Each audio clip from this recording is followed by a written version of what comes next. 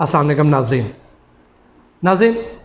हमारे घरों में हर खुशी के मौके पर जो मीठे बनते हैं उनमें सबसे जो रिवायती पकवान यानी मीठा हमारे घरों में बनता है वो है मीठे चावल, चाहे वो ज़र्दे की सूरत में हो, मुतन्यन की सूरत में हो या किसी और डिश में भी इस शय का इस्तेमाल बहुत ज़्यादा किया जाता है, जिसके बारे में आज की ये वीडियो है वो है मुरब्बा अशरफ़ी। लेकिन अगर आप इसको बनता हुआ देख लें, इसकी फैक्ट्री के अंदरूनी मनाज़र देख लें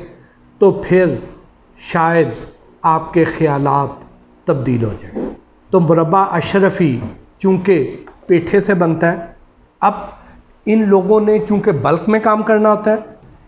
तो जब भी यहाँ पर काम करेंगे ये लोग तो एक पूरा ट्रक पेठे का मंगवाएंगे। तो जब वहाँ पे वो पेठा लोड हो रहा होगा और लोड के बाद यहाँ इनकी फैक्ट्री में अनलोड हो रहा होगा तो चूँकि एक एक पेठा जो है वो कम से कम 5 किलो का है, फिर उसके ऊपर वाले वज़न की तो लिमिट कोई नहीं है, को 8 किलो का भी हो सकता है, 10-12 किलो का भी हो सकता है। तो वो लोग जब वहाँ से ला के नीचे रखते हैं तो कैच करवा रहे होते हैं एक दूसरे को। तो जब वहाँ कैच करवाते हैं तो उस दौरान गिर भी जाते हैं, डैमेज भी हो जाते हैं, और उसके अलावा जब वहाँ पे इतनी बड़ी सप्लाई आनी है तो कई वैसे ही गले सड़े अंदर से आ जाते हैं। तो अब असूलन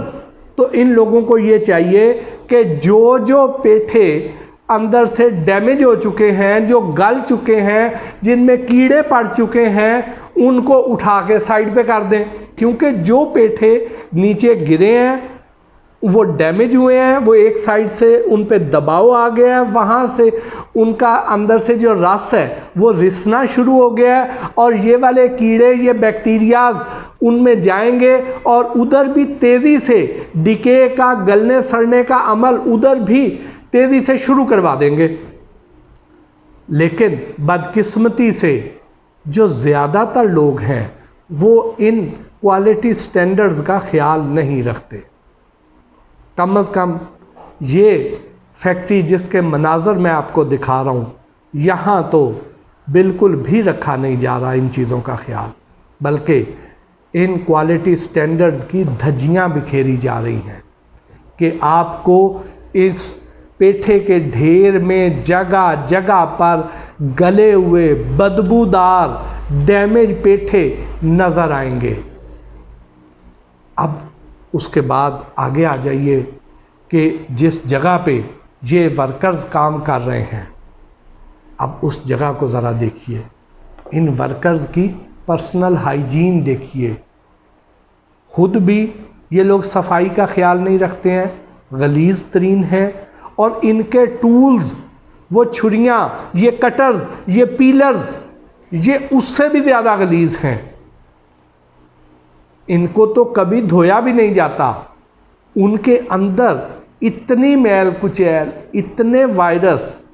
उसके अंदर जमा हो चुके हैं, डिपॉजिटेड हैं। फिर हम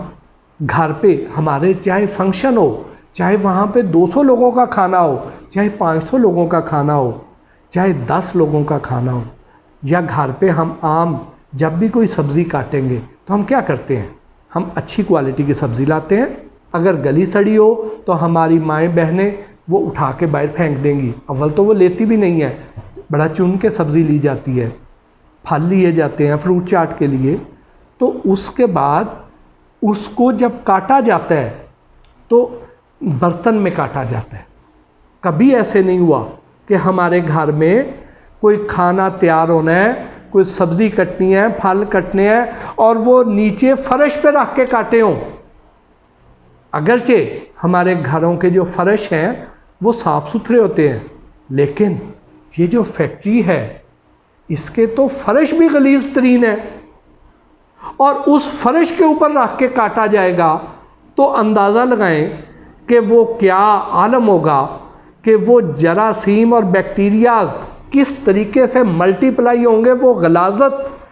जो फर्श की है और वो सेहतमंद पेठे को भी बीमार करेगी। जो इनकी पर्सनल हाइजीन जो है उधर से भी वायरस मुंतकिल होंगे, जो टूल्स हैं उधर से भी मुंतकिल होंगे।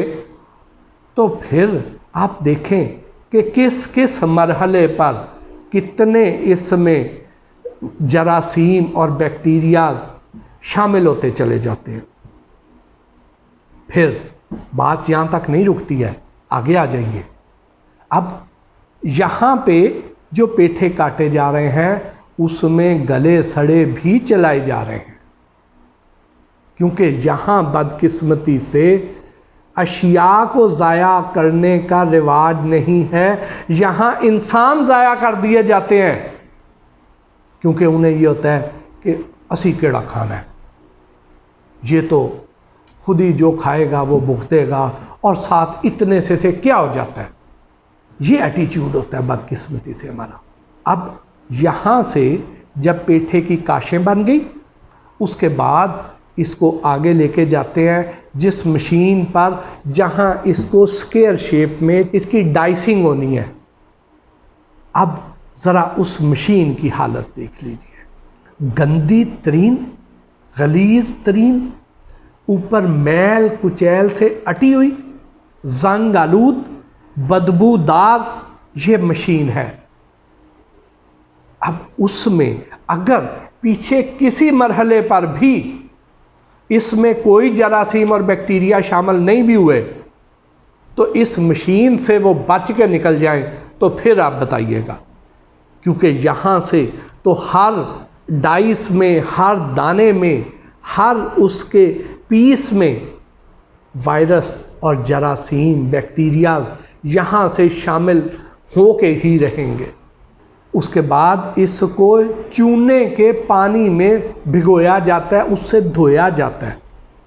जो चूना जो फूड ग्रेड है वो तो बहुत महंगा है, बहुत कम लोग वो फूड ग्रेड चूना यूज़ करते हैं, लेकिन ज़्यादातर जगहों पे बदकिस्मती से ये नॉन फूड ग्रेड चूना ही इस्तेमाल किया जाता है, जिससे सीधा सीधा हमारी आई साइट पर असर पड़ता है। हमें अस्थमा की प्रॉब्लम होती है, सांस लेने में प्रॉब्लम होती है। तो आजकल का जो दौर है इसमें तो हमें इन अलामात की बहुत ज़्यादा एहतियात करनी चाहिए, क्योंकि ये गले को नुकसान पहुंचाती है। अगर खुदा न खास्ता गला ख़राब हो, अगर सांस लेने में प्रॉब्लम हो, तो वो तो यही अलामत ही समझी जाएगी ये इंसान भी इस वबा का शिकार हो गया, और यहीं से ही शुरू होगा मामला, ख़राबी की तरफ यहीं से ही जाएगा। फिर इसको जिन बर्तनों में पकाया जाता है, जिस जगह पे पकाया जाता है, वो भी देख लीजिए। उसके बाद इसको इंडस्ट्रियल कलर, दुपट्टे रंगने वाले जो रंग हैं उनमें इसको डाई किया जाता है, यानी उस शीरे में इसको डाई किया जाता है, उसमें ये डिप कर दिया जाता है, सारा रंग भी चढ़ जाए, इनके अंदर मिठास भी शामिल हो जाए। तो अब ये जो इंडस्ट्रियल कलर्स हैं, जिनका मैंने बहुत से वीलॉग्स में आपको पहले भी बताया है कि ये हमारे गुर्दे तबाह कर रहे हैं, इनके कलर के मॉलिक्यूल का साइज़ बड़ा होता है, हमारे गुर्दों की झिल्ली के सुराख तंग होते हैं, ये उसमें फंस जाते हैं, और मुसलसल जब हम इंडस्ट्रियल कलर इस्तेमाल करते रहते हैं, चाहे थोड़ी थोड़ी क्वांटिटी में हो, हर दफ़ा कुछ ना कुछ सुराख बंद होंगे, तो एक टाइम आएगा कि सारे सुराख उसके बंद हो जाएंगे गुर्दे के, और नतीजा क्या निकलेगा कि हमारे गुर्दे काम करना छोड़ देंगे, वो खून फिल्टर नहीं कर सकेंगे, गुर्दे फेल हो जाएंगे, और गुर्दे फेल क्या हुए, हम ही फेल हो जाएंगे, हम ज़िंदगी की बाजी खुदा ना खास्ता हार जाएंगे। तो उसके बाद फिर इसको बड़े बड़े पैन्स में डाल के फैला दिया जाता है खुली फ़िज़ा में। अब इसमें शीरा भी डला हुआ है, फ़िज़ा भी खुली है, फैक्ट्री के हालात भी कोई इतने ज़्यादा अच्छे नहीं हैं, तो इसका मतलब ये है कि फिर जो मक्खियाँ हैं, जो कीड़े हैं, वो आके इनको टेस्ट करते हैं, इनमें जरासीम मुंतकिल करते हैं और उसके बाद फिर जब ये ठंडे हो जाते हैं तो यहाँ से बहुत ही नफासत से, बहुत ही एहतियात से उठा के निकाल के इन कंटेनरों में पैक किया जाता है। और इस बात का ख़ास ख्याल रखा जाता है कि इस मरहले पर कोई भी कीड़ा, कोई भी मक्खी, कोई काकरोच, कोई ऐसी शय अंदर शामिल ना हो, क्योंकि गाहक बुरा मनाता है ना। तो गाहक बुरा ना मनाए, गाहक को पता ना चले कि यहाँ पर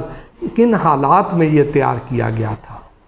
तो उस स्टेज पे सिर्फ एहतियात की जाती है। इसके अलावा